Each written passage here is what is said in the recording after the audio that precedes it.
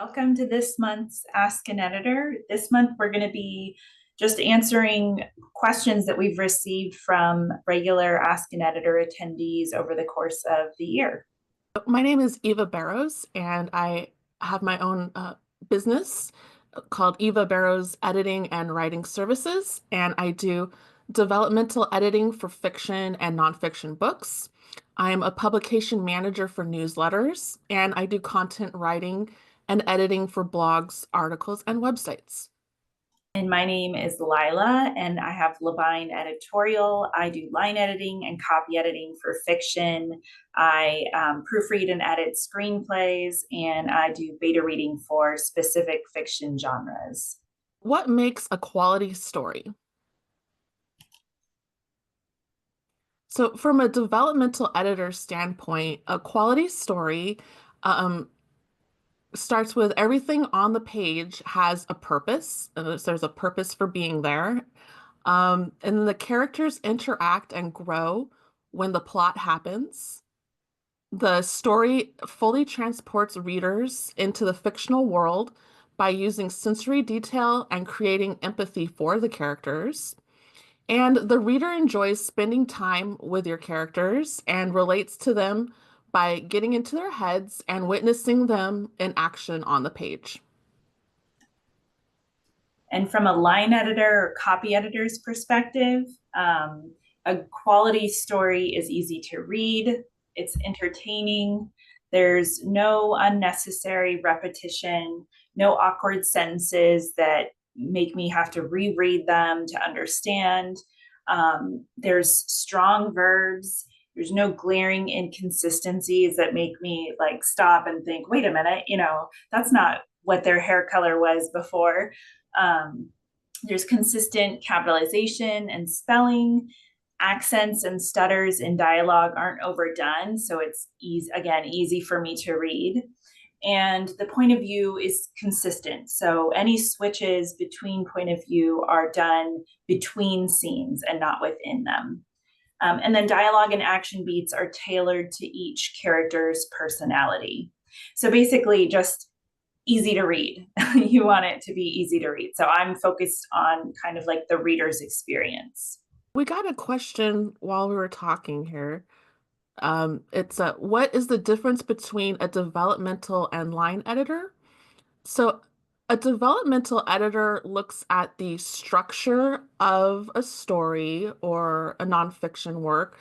Um, they're looking at, so just kind of the overall story, making sure all of the story beats are met. And I'm going to talk more about that later. And then kind of the character arcs are followed through and well developed. So it's kind of the overall story, just making sure everything is there and helping the author, figure out what's needed to make a full story. And line editing focuses more on the individual sentences or paragraphs and also just kind of the flow and beauty of the language. It's kind of somewhere in between developmental and copy editing, but copy editing and line editing overlap a lot.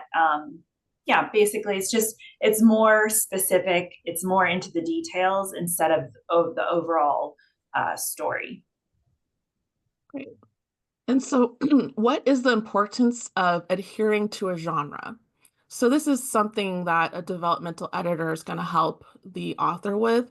So, a genre is a type of story that you want to tell. So, that could be a romance, a Western, a sci-fi. There's a whole bunch of other categories to choose from. Um, so, if you're setting out to write a novel in a particular genre, then the story's plot will need to hit specific genre beats for that kind of story. So, an example of genre beats is if you're writing a love story, the two characters have to meet each other, right? So, how else is there going to be a love story if they don't never meet each other? And then one of them or both of them would need to feel attracted to the other to kind of, start the tension of the story. There's an attraction. Um, so there's a book called The Anatomy of Genres, and that's by John Truby. And he goes over a bunch of different kinds of genres, and this will help authors can figure out, what kind of story they're trying to tell. Um, and then some stories combine two or more genres, and that creates a more complex and layered story. And then genres give the author a framework to help them develop their plot. And then we've got more. So if your story does not fall within a specific genre, it might be a literary fiction. And then a literary fiction might focus more on the protagonist's inner life. And then that can also be categorized into internal genres. The Story Grid by Sean Coyne is a book and a very helpful website. So if you go to storygrid.com/internal hyphen genres, you can learn about the internal genres that characters can go through. So that would look into the worldview, morality, and status. Um, these are not categories on bookstore shelves, like your romance section, westerns, sci-fi. Those are all, things that you might find in a bookstore, but the internal genre is just talking about how the literary fiction kind of is developed. And then just to recap, genres are important because they deliver the type of story readers expect and they give authors a plot framework. Genres can be innovative, especially if you combine the external genre, like the romance, with an internal genre, which is the internal conflict that the protagonist is going through. And this is helping you with plot events and internal challenges. Someone asked us to compare self-publishing and traditional publishing. A traditional publisher is most likely going to handle the whole publishing process with the author. Um, so the publisher is going to be doing editing, proofreading, and formatting. They'll give an author an advance, so they'll pay for the story up front, and the author gets some sort of payment.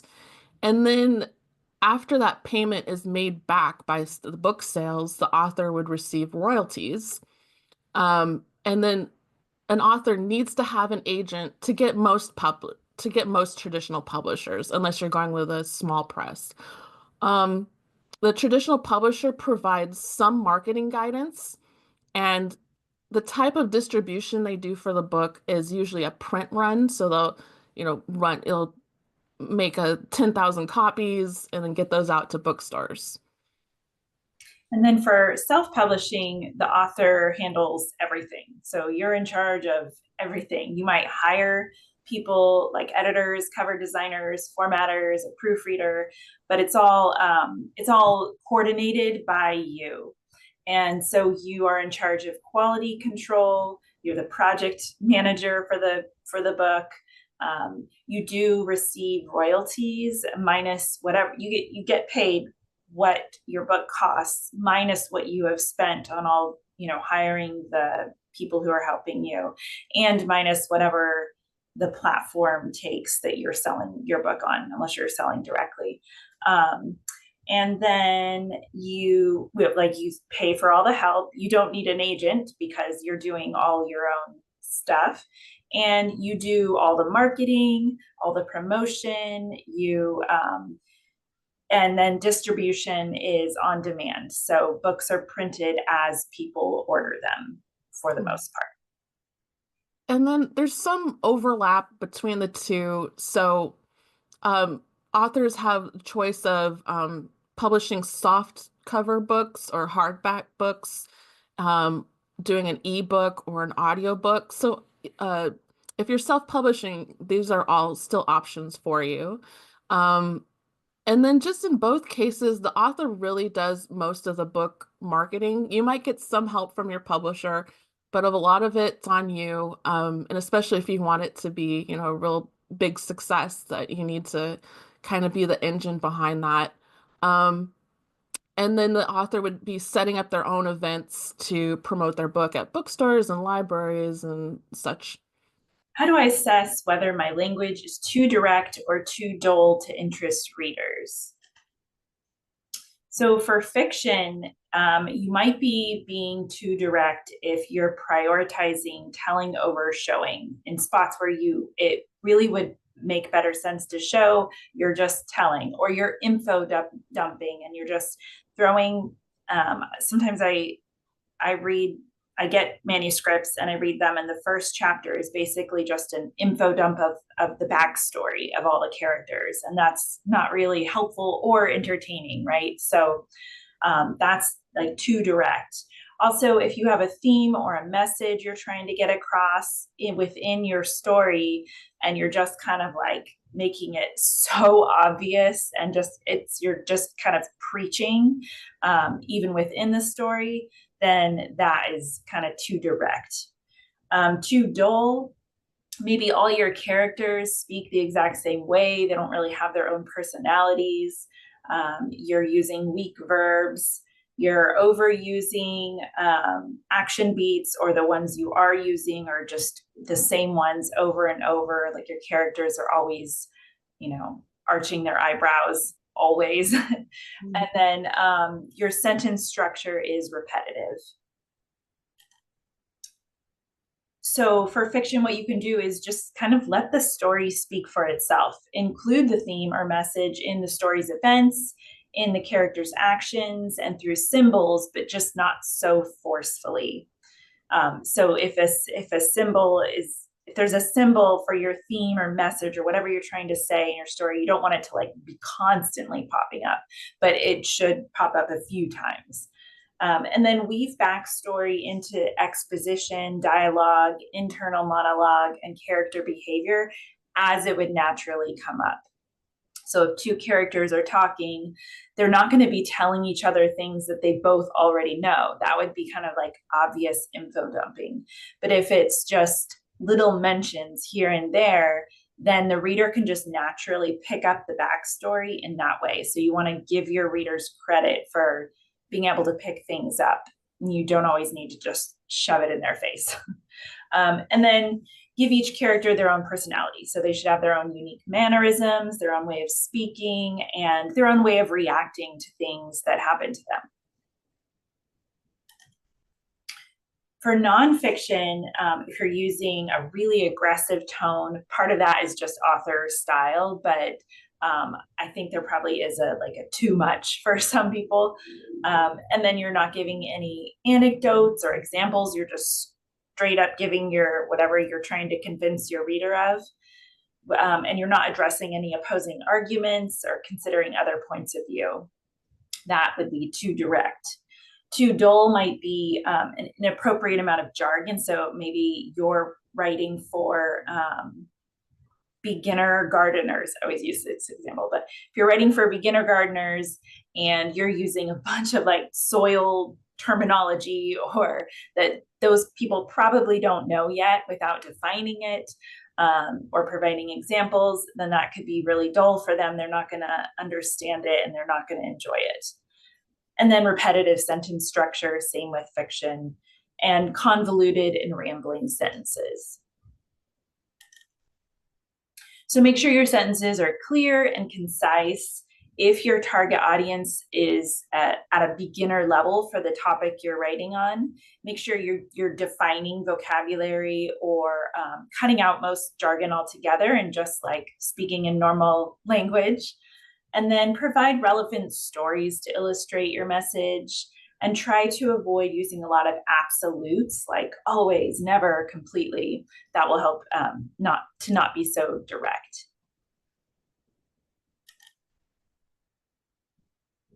Lila, Yes. we received a question. Oh, great. It was, what is a weak verb?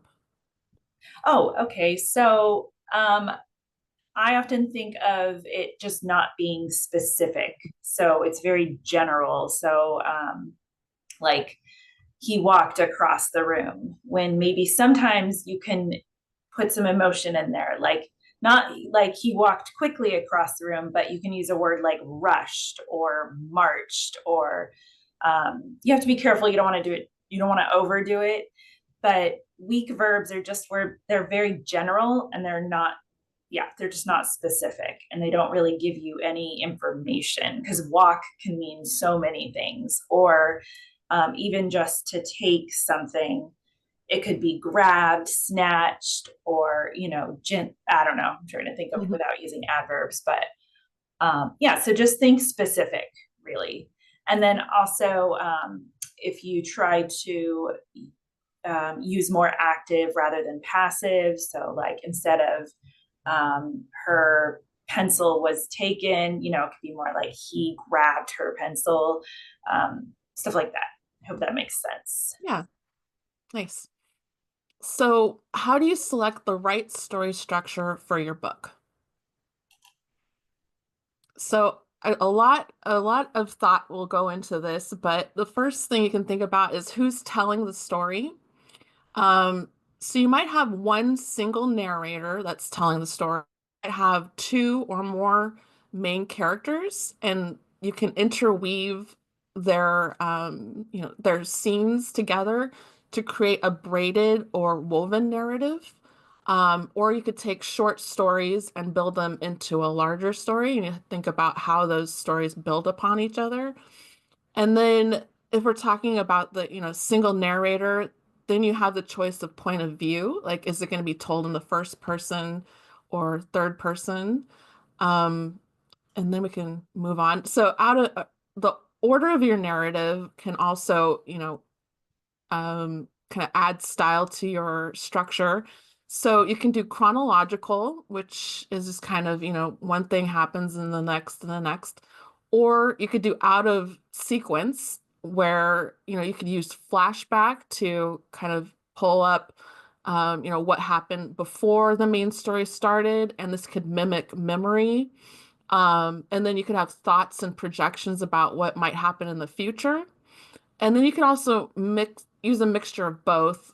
You would have your chronological storyline and then kind of use flashbacks where needed. Um, and then there's a lot of different plot archetypes that you'll see if you look up, what's a structure that I can use for my novel. There's a whole bunch of different kinds of graphs that you might see. Um, but most of them have five uh, plot points in common. And this would be the inciting incident, which kicks off the story. Progressive complications is just as the story is being told, more and more things happen, and those lead to a turning point. The crisis, where the main character has to make a choice, the climax, and then the resolution, the ending of the story. And then this is just kind of one of the most common structures, the three-act structure, where you can see how these things fall within the structure of a story. Is it customary for a writer to be their own editor until the final draft? So, from a developmental editor point of view, there's no one way to work with an editor. So, a new author might want to work with a book coach to keep them on track and learn craft concepts as they write their first draft. Um, and then, if you are unsure about your story's structure and character development, a developmental editor can review an early draft and find ways to strengthen the story as you revise. And then cost effective kind of peer feedback and editing help would be from a critique group or beta readers at different points of the writing process. And from a line editor's perspective, I would say if you're struggling to write natural sounding dialogue, vary your sentence structure and get your sentences to flow better, come up with unique ways to show your characters' emotions or reactions, show instead of tell, remove head hopping issues, then you might benefit from working with a line editor. And if you're struggling with writing clear and concise sentences, using punctuation correctly, cutting down on repetition and redundancy, spelling and grammar, word usage, or world building consistency, like keeping track of all the facts of your world that you've built, then you might benefit from working with a copy editor. Hey, Lila, we Mhm. got another question. No, I am not seeing these. I'm sorry. It's okay. So, what is head hopping? Okay, so when you are moving from one character's internal like head to another within the same scene. So it's a little different if you're writing from an omniscient point of view, but even then there are rules. But for most books written today are not written in omniscient. And so if you're gonna switch, if you're gonna, let's see, if there are two characters talking and the reader is getting to hear what one of the characters is thinking about the conversation that she's having with this other character. You don't want to then, in the same scene, let the reader know what the other character is thinking about the conversation. That's head hopping. It's like jarring to the readers. They expect to stay in the same character's head within a full scene. Mhm. Okay, what do editors and authors mean by beta read? We've gone over this before, so I'm just going to do it pretty quickly. And then if you would like to check out I think it was our March Ask an Editor session, we go into this much more.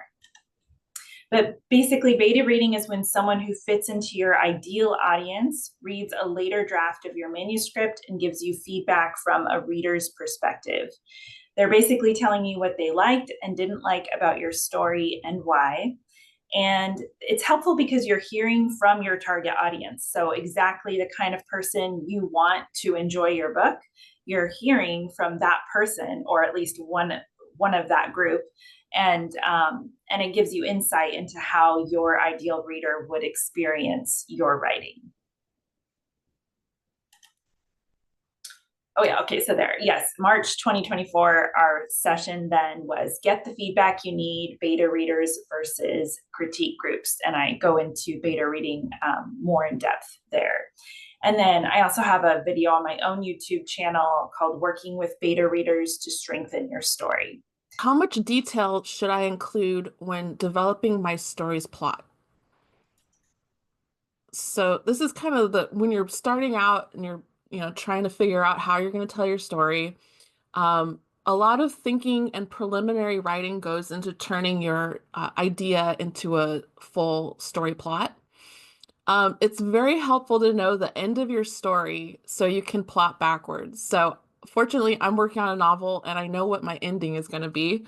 So, I'm working towards that goal, but not, so not everyone's going to know what their, the end is going to be, but it's very helpful for a plotting aspect. Um, and then try to identify the major plot points. So when you're starting out, just figure out what's the inciting incident. So that's like what's kicking off the story, what's going to happen, those progressive complications, what's the big turning point towards the middle end of your book, the crisis, and that's the big decision that your character makes, climax and resolution. So if you can kind of think about what those might be, then you can ask, what could happen to arrive at the next plot point? So you start writing your beginning, you're introducing things, you get to the inciting incident, and then what happens next? So just kind of brainstorming what what potentially could happen. Um, as you think of plot points, track what the main story event of each scene is. So as you're developing your scenes, just kind of try to be like, in this scene, um, this happens, and this is the main thing that happens. And then keep track of that in a list or a spreadsheet. So every scene, this happens and this happens and this happens. Next slide. And then as you figure out what happens in each scene, think about what your protagonist wants and how they change from the start to the end of each scene as they interact with what's happening. So you'll have what's happening and how your character goes into the scene and how they come out changed. Um, and then you might not have a full plot when you start writing your scenes, and that's perfectly okay. You kind of just know the beginning, first quarter of the book, this is going to happen. Just start writing and see where that takes you. And the plot points are going to shift and change as you write. So you might be moving things, to happen later on, or moving things up, or just taking things out altogether if it doesn't make sense anymore. How can you tell whether your self-editing skills are enough, and what are some signs that it's time to seek a professional edit? So is self-editing ever enough? Like, do you not need an editor? And I would say definitely not. So everyone should be self-editing. You know your book best. So the more you can do on your own, the closer your book will be to that vision that you have for your book. And then you can have the professional editor come in and help you get it that much closer. Um, so everyone needs someone else to look at their writing as well, because you want that outside perspective. And because you're so close to your story or your writing, you often don't see things that people who are reading it for the first time will notice. And then some self-editing research. I really like actually, I have it right here. I really like The Magic of Fiction by Beth Hill, and self-editing for fiction writers. Oh, was I even showing? Well, maybe you can't see it. I saw Right. I'm going to give you a list in my email. It's just a resource list for self-editing. And then we also did in April, our Ask an Editor session was called Self-Editing Strategies to Revise Your Manuscript. And so that includes a lot. So yes, you want to self-edit, and yes, you want a professional editor to check things over as well.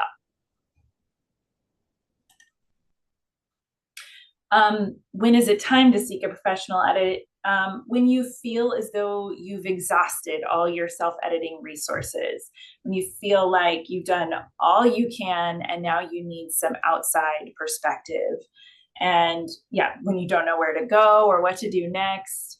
And when you start feeling like your revisions might be making things worse now, and you just don't know what to do, or you're just done and you're ready for someone else to look at it. Some writers make endless editing passes. So when is enough enough? So we just made a quick checklist, a publishing prep checklist. Did you want to start it off, Lila? Sure. So you've addressed your editor's comments. You've decided to make editor's suggested changes or not. So you don't have to do everything your editor says, but at least you're taking into consideration each of their suggestions. You've read your manuscript out loud, and it's also helpful to listen to it in Word or have some other app read it to you. And then you've had beta reading done, and it's been mostly positive, especially since you've made your most recent changes. And you set a goal date of when to self-publish or start looking for an agent. So if you have a set date, then you kind of know, okay, I need to be done by this time. That's when enough is enough. And then have implemented constructive feedback you received from your agent. Oh, okay. So sorry, I didn't make That's that okay. one. Yeah, just if you do happen to get an agent, or if an agent said no, they said, no, we're not going to publish this, but you could work on X, Y, and Z, then definitely do all that. Yep. And then what can I do to attract a publisher for my book? So number one, get your manuscript in great shape. If you're writing a fiction novel, finish it before you start shopping it to the publisher. If you're doing nonfiction, you can just prepare the book proposal and start looking for agents. A complete novel has a sound narrative structure that hits story arc and genre beats. It is populated by dynamic characters and who make emotional shifts and take action as they change and evolve throughout the story. Working with a developmental editor or a book coach can help authors keep their plot and characters on track. And then once you are contracted with a publisher, they will have a copy editor comb through the text to correct your grammar and punctuation for clarity. But if you are hunting for your first publisher, sloppy writing won't impress anyone. So review your manuscript several times, look for errors, and consider hiring a copy editor to review your novel before submitting it to the publishing world. And then number two is get an agent. So if you want to work with a small or independent press, you can submit your novel to contests or open submission periods without an agent. But if you prefer to work with the, mid-sized to large publisher, in most cases, you're going to need an agent. So one thing you can do is memorize your exciting elevator pitch to capture the attention of an agent or anyone who asks you what your story is about. Have the 30 seconds just to tell, what your story is about and capture the interest. Have a well-crafted query letter ready to send to potential agents. When you reach out to them on email, you want to have the query letter ready. Um, and then if you're writing that nonfiction book, you get the book proposal together and query letter as a submission package. And number three, build your writing community. So writing is a solo endeavor, but publishing takes a team. So you can assemble that team of support of ideal readers, editing professionals, agents, and publishers. When you go to local writing groups like the California Writers Club or genre-based writing groups like the Historical Novel Association, or there's all different types of associations within different, genres like Romance Writers of America and things like that. And then attend publishing events that are like conferences and workshops and book fairs, and just get out there to, mingle with others, and you might, find an agent that way or a publisher.